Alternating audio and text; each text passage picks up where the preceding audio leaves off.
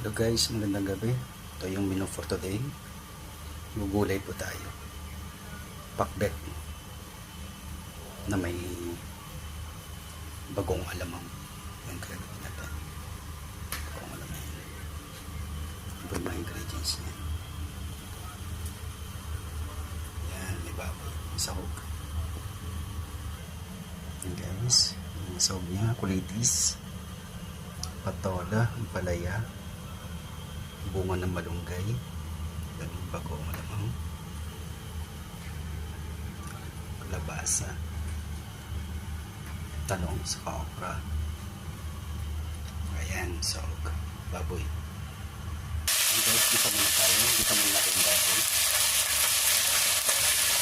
And guys, gisa din natin yung alamang.